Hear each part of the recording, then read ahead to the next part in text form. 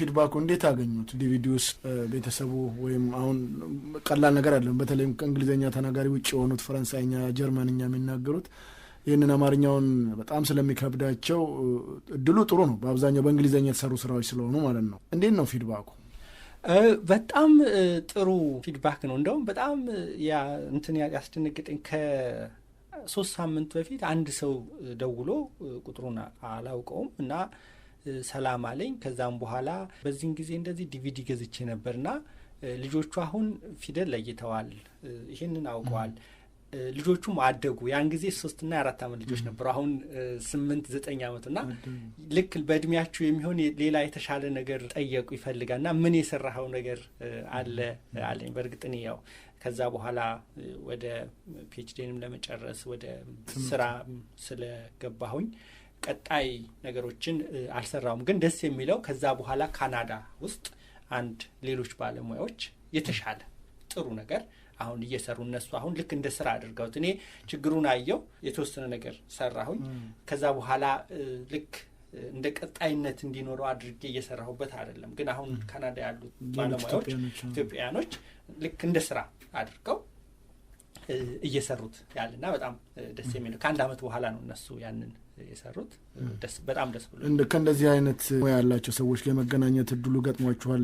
ትገናኛላችሁስ? እንዴት አወቁ? ያ ኦንላይን ላይ እንትን ሲሉ ነው ያየሁት አድቨርት ሲያደርጉ። ግን እንደ ወደፊት ምንድነው የማስበው አንድ ለኢትዮጵያውያንና ለትውልድ ኢትዮጵያውያን ለልጆች ማስተማሪያ የሚሆን አንድ ራሱን የቻለ ኦንላይን ስቶር ነገር ዌርሃውስ ነገር ይኖር በጣም እመኛለሁና ያንን ለማድረግ ደግሞ እንደዚህ ትናንሽ ስራዎችን በተለያየ ቦታ የሰራን ባለሙያዎች አንድ ላይ ተገናኝተን ተነጋግረን ህዝቡ ወይም አጠቃላይ ኢትዮጵያና ትውልድ ኢትዮጵያውያን ተጠቃሚው ማዕከላዊ በሆነ መልኩ ጣይነት ባለው መልኩ ነገሮችን እንዲያገኙ እነዚህ ውጤቶቹን የስራ ውጤቶቹን እንዲያገኙ የሚገኝበትን መንገድ መፈለግ እንድንፈልግ አስባለሁ። ብዙን ጊዜ በእኛ በኢትዮጵያውያን ችግሩ ምንድነው እንዲህ አይነት ስራዎችን ሲሰራ ቀጣይነት አይኖራቸውም። አሁን አንዳንድ ጊዜ ስራዬ ብለህ ብቻውን አሁን ይዘው እንዳይቀጥሉትም ብቻውን ስራ ሆኖ አይቀጥልም። አንዳንድ ጊዜ ለማለት የገቢ ምንጩ ውስን ነው። አሁን በዚህ ሀገር አንድ መጽሐፍ ታትሞ ወይም አንድ ዲቪዲ ወጥቶ ምናልባት 2 ሚሊዮን 3 ሚሊዮን 4 ሚሊዮን ተሸጣለ። በዚህ በኢትዮጵያውያን በእኛ ግን ውስን ነውና ያ ሰው ሰርቶ የተሻለ ነገር ለራሱም አግኝቶበት እንደገና ደግሞ ህዝቡን የሚጠቅምበትን ሁኔታ ለማድረግ እንደ አንድ ስራ አድርጎ ለመቀጠል ትንሽ ያስቸግራል። ግን ያንን ለመቅረፍ ምንድነው አንድ ላይ መምጣትና ሁሉም የራሱን ስራ እየሰራ በተጨማሪ ግን ኮሚኒቲውን ህብረተሰቡን ለማገልገል እንደዛ ቢሰራ የሚል ሐሳብ አለ። ጥሩ ሐሳብ ነው ዶክተር በላቸው። ግን አንዱ ችግር ምንድነው ካለኝ ተሞክሮ እንዳየሁት የኛ ኮሚኒቲ ጥንካሬ የለንም። በተለይም እንደዚህ አይነት ታላላቅ ምሁራኖችን የማበረታታት በምሁራኖች ደረጃም ብቻ ሳይሆን ጠንካራ ያለ ስራ ለኮሚኒቲው የሚያገለግል ሲጀመር የማደናቀፍ ወይም ደግሞ ጠንክሮ እንዲወጣ ያለ ማድረግ ትልቅ ተጽዕኖና ባህል አለብን። ይሄ ችግር እስካሁን እየተፈታ አይመስለኝምና እንደው ምን መደረግ አለበት ይላሉ? ከእርሶም ተሞክሮ ተነስተን አሁን ይህን ዲቪዲ አብዛኛው ኢትዮጵያና ትውልደ ኢትዮጵያኖች እንደሚፈልጉት እርግጠኛ ነኝ። ግን ምን ያህል ተጠቅመውበታልስ? እንደው ከእርሶ ከሽያጭ አኳያ ካወጡት ወጪ አኳያ እንደው ተመላሽ አግኝተዋል? ህዝቡስ በአግባቡ ተጠቅመውበታል ብለው ይገምታሉ? ተወሰነ ልበል። እኔ በኮሚኒቲ ነው ህብረተሰብን ብዙን ጊዜ አልከስም ማለት እኔም የዛ አካል ስለሆንኩኝ የሆነ የራስክን ድርሻ በዛ ውስጥ ተወጥተህ የሆነ ድረስ ሄደህ ነው ከዛ በኋላ እንደዚህ አይነት ማጠቃለያ ላይ መድረስ የሚቻለውና ከኛም አሁን ይሄ እንደዚህ አይነት ነገር የምንሰራውም ምን ያህል ወደ ህብረተሰቡ ውስጥ ገብተን ያው ይኖራል ችግሮች ይኖራሉ እነዛን ችግሮች ተጋፍጦ ወደ ህብረተሰቡ ውስጥ ገብቶ ህብረተሰቡ እንዲረዳና እነዛን ነገሮች እንዲጠቀምበት ማድረግ ምን ያህል ስልጣን የሚለው በጥያቄ ምልክት የሚሆን እንትን ነው። ከዛ ውጪ እኔ ቅድም እንደገለጽኩልህ እንደዚህ የሆነ የተለየ ገቢ ላግኝበት ብዬ አይደለም ያን ነገር እንትን ያደረኩትና እኔ ከኔ ከራሴ ከቤቴ ልጅ ስላለችኝ ከልጄ ጀምሮ ልጄ ራሱ ልትጠቀምበት የምትችለው ነገር ነው ብዬ ያን ነገር ጀመርኩኝ። ከዛ በኋላ ያው ወጪዎች አሉ። ድምጽ ኢትዮጵያን የተቀረጸው የልጆቹ ድምጽ ያው ብዙ ኤዲቲንጉ 1 ዓመት ከ6 ወር ረጅም ጊዜ ነው። ደግሞ ከዛ ውጭ አብራኝ ኢትዮጵያ ውስጥ ይሄንን ዲቪዲ ስሰራ አብራኝ የሰራች አንድ የስራ ባልደረባ ያለች ወይዘሮ ፈሰሴ ገብረሃና ትባላለች። እሷም በዚህ ስራ ውስጥ አለች። ከሰርን የሚባል እንትን አይደለም፣ ጥሩ ነበር። ታርጌቱ ያው እንደዚህ ጋር እንደ ባለሙያም የለኝን ኃላፊነት ልወጣ ከሚል የተሰራ ስራ ስለሆነ ነው።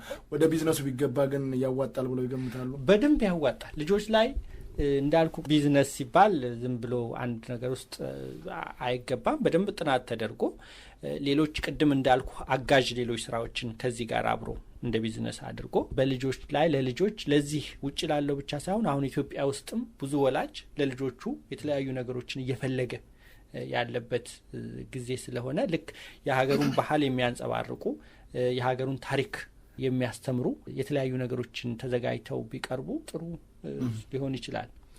ዶክተር እንግዲህ እንደገለጹልኝ እንደ ዜጋ አንዳንድ ስራዎችን እያከናወኑ እንዳሉ ከህንድ እንደተመለሱ እንደሰሩት በርሜል ለትርፍ ሳይሆን ለወገን ምን ያህል ጠቀሜታ እንደሚኖረው አሁን ደግሞ እንደገና ተመልሰው ይሄ የሚሰሩትንም ዲቪዲም ቢሆን ለወገን እንደ ዜጋ ምን ማድረግ አለብኝ እንደ ባለሙያም ብለው ነው የተነሱትና ኢትዮጵያን ምሁራኖች በዓለም በጣም ቁጥራቸው የበዛና በጣም በርካታ እንዳሉ ይገመታል ወይም ይታወቃል። ግን ለወገኖቻቸው ምን አበርክተዋል የሚለውን እስቲ ወደኋላ እንመለስበታለን።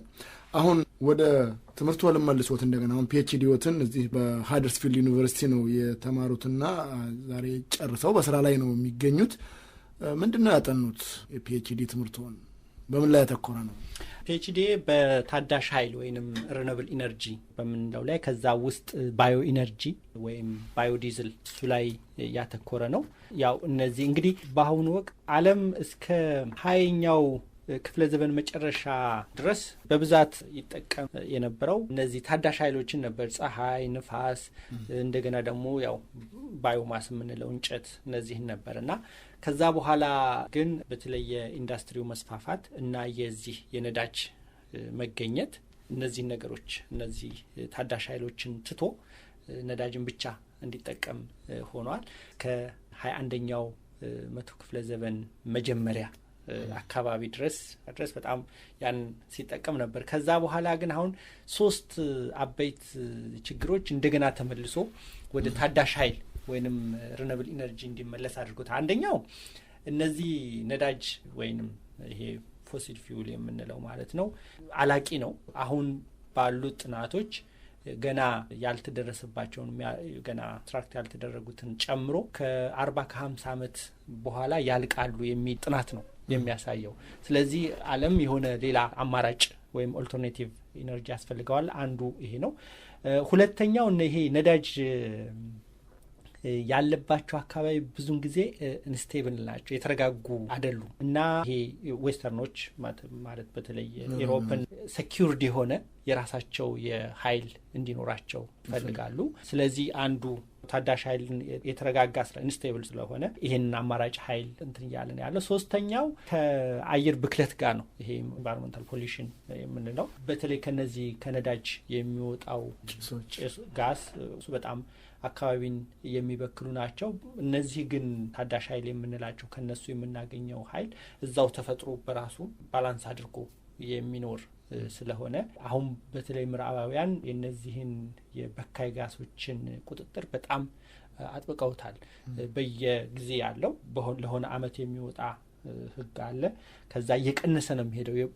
ለምሳሌ አንተ መኪናህን ስትነዳ ከአንተ መኪና ውስጥ መውጣት የሚችለው ጋስ መጠኑን በየጊዜው አመቱ ሲጨምር እየቀነሰ ነው የሚሄደውና ያንን ደግሞ የሚያደርጉት ኢንጂን ዲዛይን የሚያደርጉት ያንን እንትም። ሁለተኛ ደግሞ የምትጠቀመው ነዳጅ ይወስነዋል። ስለዚህ በእነዚህ በሶስቱ ምክንያቶች አሁን ይሄ ታዳሽ ኃይል በጣም ትልቅ ቦታ ወይም ስፍራ እያገኘ ነው። ወደ ኢትዮጵያ ስንመለስ የኢትዮጵያ የኃይል አቅርቦት በጣም ዳይቨርስ ነው በጣም እና ጥሩ አማራጮች አላት በዓለም ላይ ካሏቸው ሀገሮች።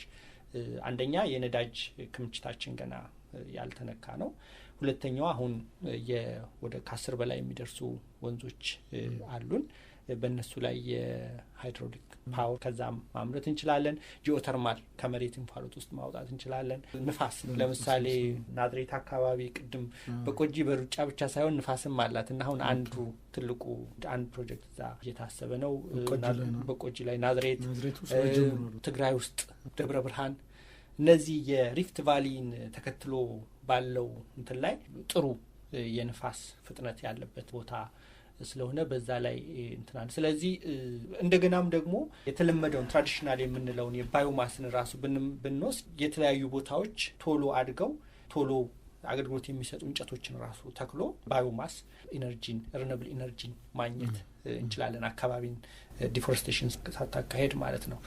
ስለዚህ የኔ ምርምሬን ሰራው በጠቅለል በማድረግ በታዳሽ ኃይል ላይ በባዮዲዝል ላይ ኮምፕሬሽን ኢግኒሽን ኢንጂን እንዴት ምናልባት ለአድማጭ ከበድ ሊል ይችላል፣ እንትኑ በጥልቀት አልገባበትም። በሱ ላይ ነው የጥናት እና ከዛ ጥናት እንግዲህ ወደ 25 የሚደርሱ ጆርናሎችንና ኮንፈረንሶችን ተሳትፍ ያለው በተለይ 7ቱ ጆርናሎች በዓለም ላይ በዚህ በሪኒውዌብል ኢነርጂ ላይ የተሰሩ ጥሩ ታላቅ ስራዎችን ፐብሊሽድ የሚሆኑባቸው ጆርናሎች ናቸው። ለምሳሌ ኢነርጂ ጆርናል ኦፍ ኢነርጂ፣ ጆርናል ኦፍ ሪኒውዌብል ኢነርጂ እንደዚህ አይነት ጆርናሎች ላይ የምርምር ስራዎቼ እዛ ላይ ወጥተዋል እና እንደውም እነዚህ የኔ ጥናቶች በቅርብ በወጡ በ5 ወራቸው በ3 ወራቸው ብዙዎቹ ከ10 ከ20 በላይ ሳይቴሽን የሚያገኙበት እንትን ያለው እና ጥሩ ስራ ነበረ።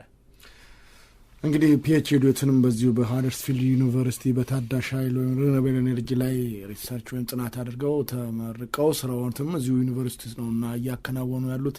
ስራውን እንዴት ሊያገኙ ቻሉ? ባመጡት የስራ ወይም በትምህርቱ ባገኙት ውጤት ወይስ ሌሎች ነገሮች አሉበት?